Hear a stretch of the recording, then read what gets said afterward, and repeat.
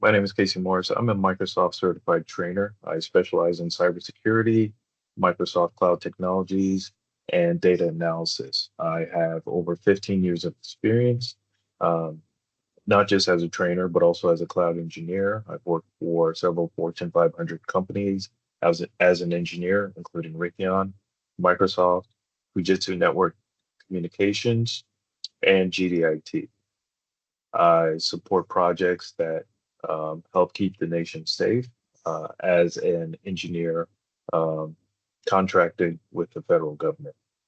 One of my passions is helping folks uh, attain certifications, get more education in IT and in technology, and getting them their certifications in helping them further their career.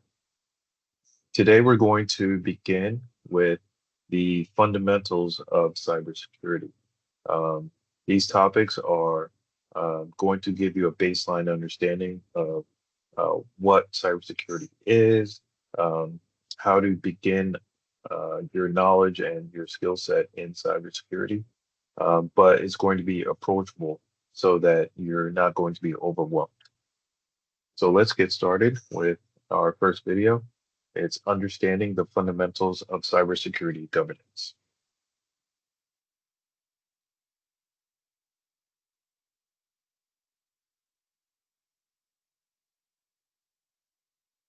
In the realm of cybersecurity, our primary objectives are to ensure confidentiality, integrity, availability, authenticity, and non-repudiation. Let's break these terms down into more digestible concepts. Confidentiality is akin to a secret shared between two best friends. It's about keeping unauthorized entities, whether they're people or processes, from gaining access to information assets. Just like you wouldn't want your secret to be known by everyone in school, you wouldn't want sensitive data to be accessible to unauthorized individuals. Integrity, on the other hand, is about maintaining the original state of an asset, free from unauthorized alterations. Imagine you're painting a masterpiece. You wouldn't want someone to come along and change your painting without your permission, would you? The same goes for data. We want to ensure it remains as it was intended, without unauthorized changes. Availability is about ensuring reliable and timely access to data and resources for authorized individuals. Think of it as a public library. The books should always be there when you need them, right? Similarly, data should be accessible when needed by those who are authorized to access it. Authenticity and non-repudiation are closely related. Authenticity is about trust. Just like you trust a signature on a painting to be that of the artist, we need to trust that data comes from its claimed source. Non-repudiation is the assurance that someone cannot deny their actions. It's like a signed contract. Once signed, a person can't deny they agreed to the terms. In cybersecurity, we often talk about vulnerabilities, threats, and risks. A vulnerability is like a weak spot in a castle's defenses, a place where a threat, our potential danger, can exploit to compromise security. The threat source, or the entity that can exploit a vulnerability, is akin to the enemy army ready to attack the castle. The risk is the likelihood of that enemy army exploiting the castle's weak spot and the potential damage they could cause. To protect our castle, we put controls, or countermeasures, in place. These are like the castle's guards, walls, and moats, designed to reduce the potential risk.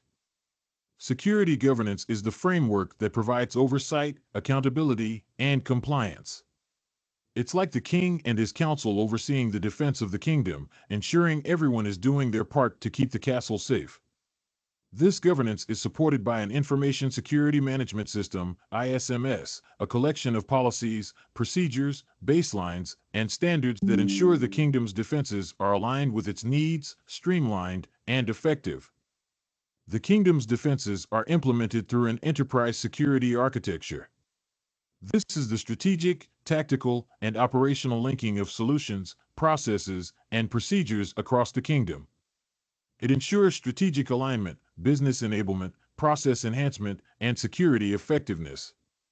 Senior management, like the king and his council, always carries the ultimate responsibility for the organization. They dictate the role of security in the organization through a security policy, much like a royal decree. This policy is supported by standards, which are compulsory requirements, and a baseline, which is the minimum level of security. Guidelines provide advice and flexibility, while procedures are detailed step-by-step tasks to achieve a certain goal. Administrative security controls, like job rotation and mandatory vacations, can help detect fraud, much like rotating guard duties in the castle.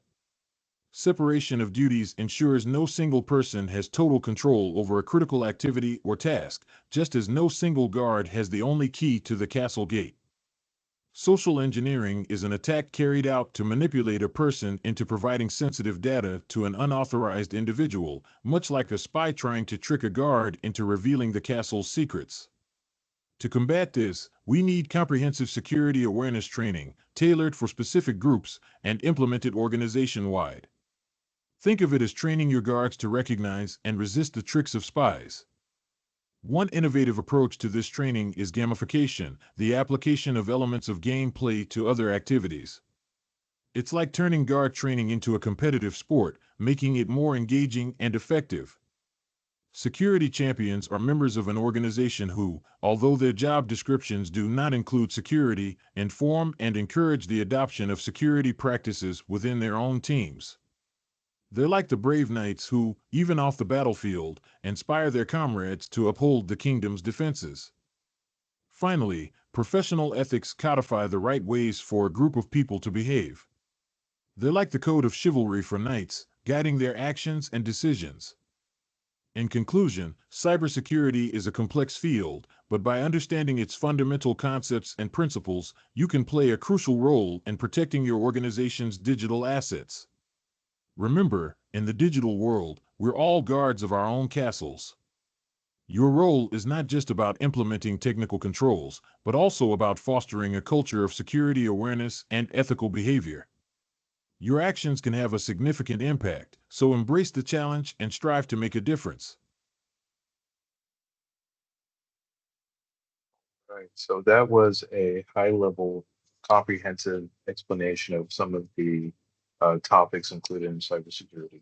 Now, I understand that may have been a lot of information, but one of our goals is to uh, not only give you the information, but to make it readily available so you can go back and watch that video over and over again. It's about 6 minutes, but it's going to give you a lot of information within those 6 minutes. Some of the topics to recap and point out include um, the idea behind the main tenets of cybersecurity. So the objectives of security are to provide confidentiality, integrity, availability, authenticity, and non-repudiation. Confidentiality means keeping unauthorized entities, whether they're people or processes, from gaining access to information assets.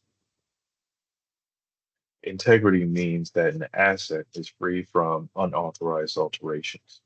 Availability protection ensures reliability and a timely access to data and resources to authorized individuals. Authenticity protections ensure we can trust that something comes from a claimed source. Non-repudiation, which is close to authenticity, means that someone cannot disavow or claim that they don't know that they are the source of any action. One of the risks, um, or a risk is a likelihood of a threat source exploiting a vulnerability and corresponding business impact of that threat.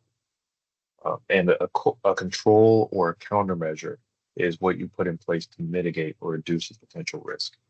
Now, I just recapped some of the main points from uh, that last video.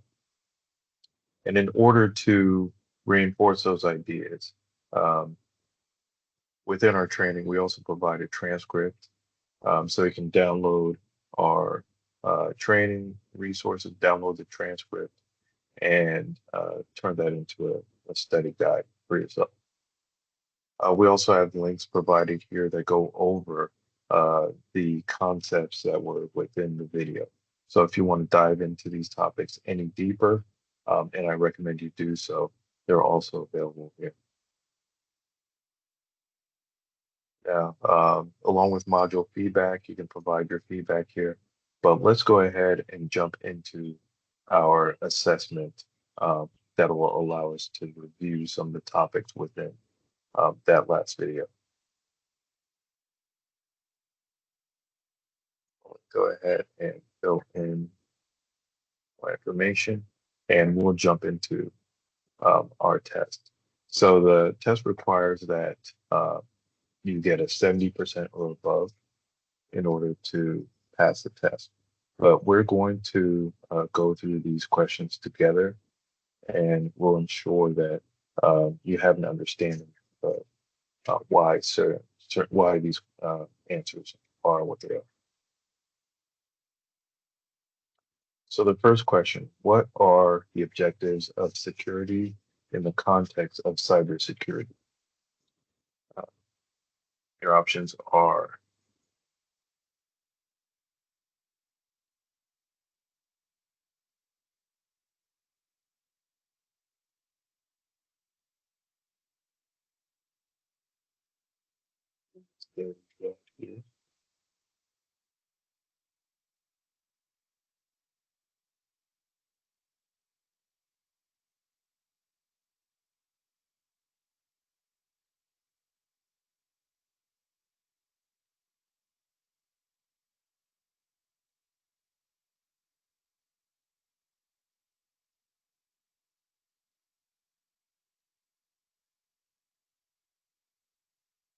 okay. Which of the following is an effective strategy for promoting security awareness among employees? Is it separation of duties, mandatory vacations, gamification, or job rotation? Um, Now, when you think about this question, uh, each of these are strategies for enhancing security with regard to your employees. Remember that separation of duties includes not having one person responsible for everything. So if one person is responsible for your databases, another person may be responsible for maintaining your identity and access management. Mandatory vacations. Mandatory vacations is the idea that you don't want somebody with their hands on the wheel the entire time. Um, if there, for example, is a continuous breach or there are issues happening all the time, um, you'll want to uh, you'll want to have somebody take a break so that you can analyze and see what happens when they're not there. Um,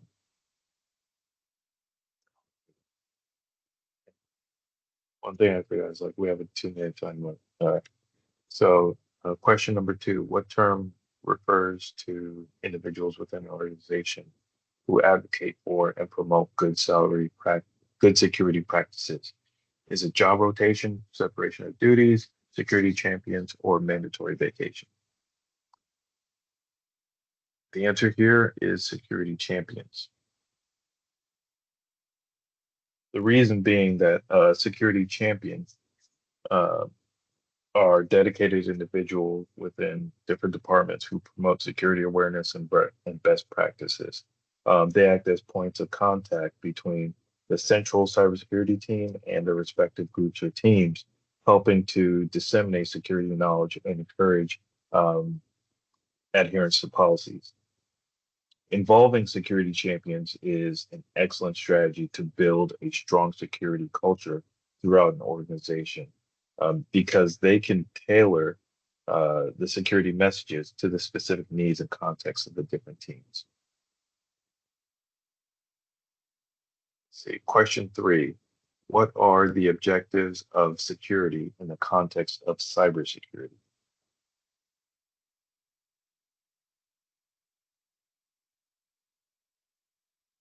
What are the objectives of security in the context of cybersecurity? The answer here is going to be confidentiality, availability, and integrity.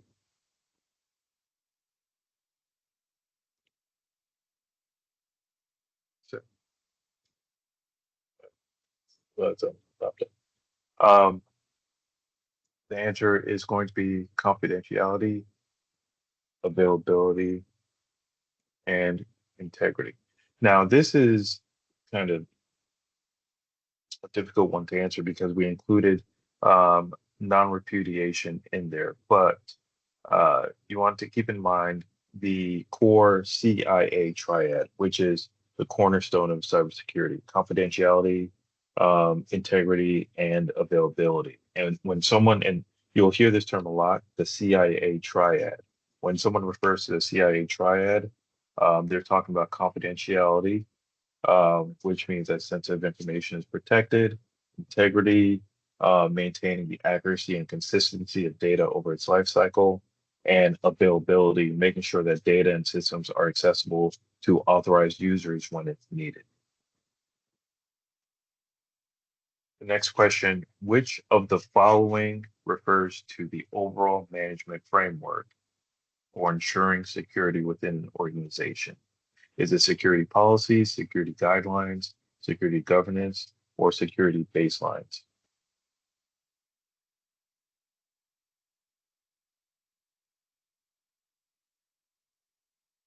Which of the following refers to the overall management framework for ensuring security within an organization? The answer here is security governance. Now, security governance is the overarching framework that aligns organization, an organization's security strategy with its business objectives. It encompasses the creation and enforcement of security policies, standards, and procedures, as well as the establishment of roles and responsibilities for managing risks. Good security governance ensures that security is managed holistically rather than being ad hoc or created on the fly. It provides direction, it prioritizes security investments um, based on risk, and it establishes accountability across the entire organization. This framework is going to be essential for ensuring that the cybersecurity practices not only safeguard the IT infrastructure, but also support and enhance the overall business strategy. That's security governance. Next question. Which of the following terms refers to weaknesses or flaws that can be exploited to compromise the security of a system? Is it controls, threats, vulnerabilities, or risks?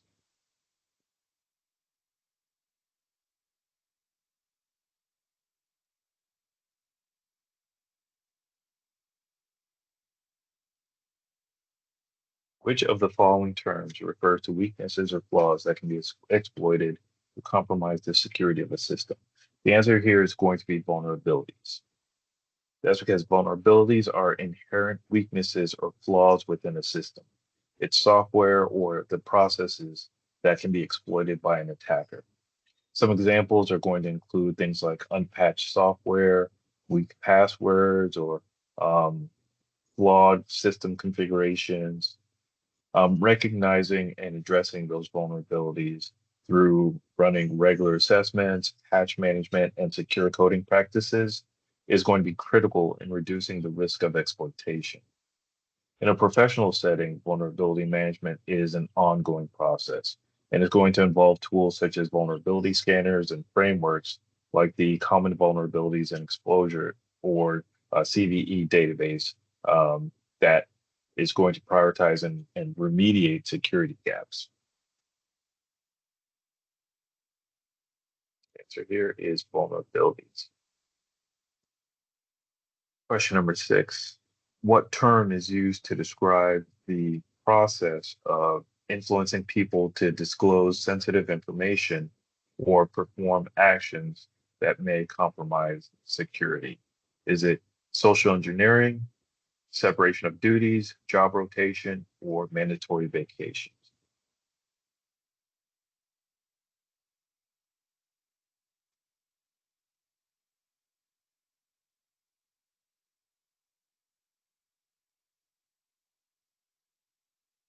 What term is used to describe the process of influencing people to disclose sensitive information or perform actions that may compromise security? The answer here is social engineering. Now, this one is going to come up a lot. Social engineering exploits human psychology rather than the technical vulnerabilities. And this approach manipulates individuals into breaking their standard security protocols, such as, and doing things like giving up their passwords or clicking on harmful links. Some of the methods for social engineering include phishing emails, pretexting or baiting, understanding social engineering is going to be crucial because even the most advanced technical controls can be bypassed when it comes to human behavior. Training and awareness programs are going to be essential to help your employees recognize and resist social engineering attacks. So here's social engineering. Which of the following ethical principles is important for cybersecurity professionals to adhere to? Is it availability, confidentiality, integrity, or all of the above? All of the above. And I hope everybody gets this one. Which of the following ethical principles is important for cybersecurity professionals to adhere to? Answer here is all of the above. And that's because we just talked about the CIA triad. We want to make sure that we're upholding privacy, ensuring that data and systems are accessible, and we're maintaining the accuracy and authenticity of our data. The CIA triad are the principles that not only build trust with clients and stakeholders, but it's also essential for ensuring that security measures are robust, balanced, and ethically sound. And cybersecurity professionals must consistently consider these values in every decision and policy they design. All of the above. What is the term used to describe potential harm that can result from exploiting vulnerabilities? Is it controls, risks, threats, or vulnerabilities?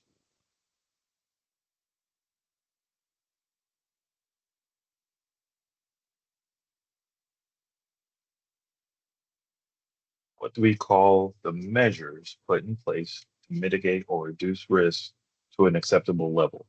The answer here is controls. Now, controls are safeguards or countermeasures implemented to reduce risks. There are practical steps taken to defend against vulnerabilities and threats.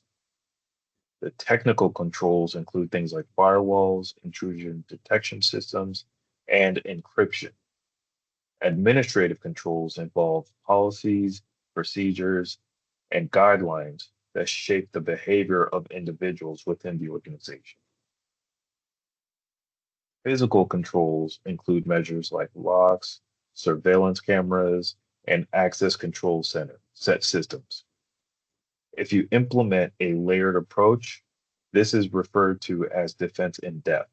And this is a strategy in cybersecurity to minimize the chances of a successful attack.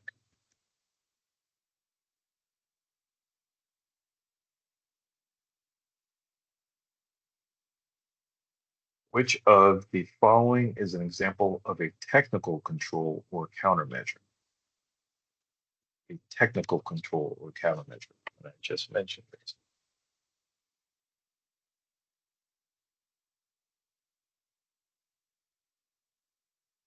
Which of the following is an example of a technical control or countermeasure? It's an intrusion detection system. A technical control is a security measure that relies on technology to enforce security policies and protect information.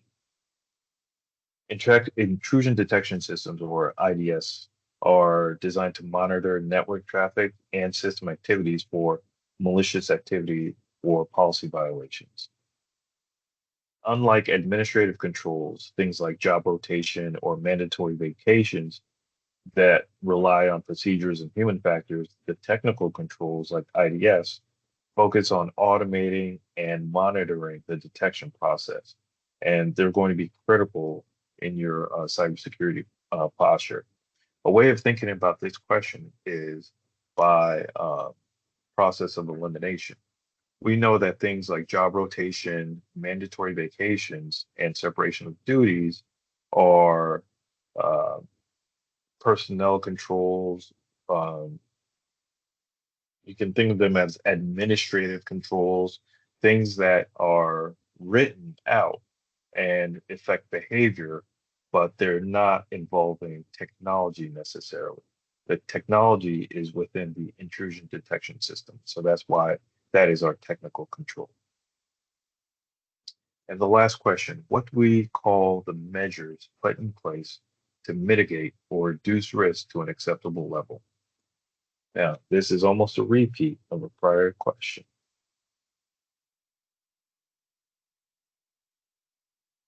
Almost a repeat. What do we call the measures put in place to mitigate the risks? It's close.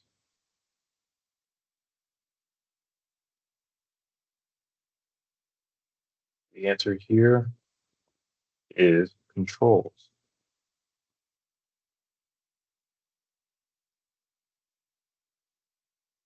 Now, as we stated before, these are the safeguards or the countermeasures that help reduce our risks. They're the practical steps taken to defend against your vulnerabilities and your threats.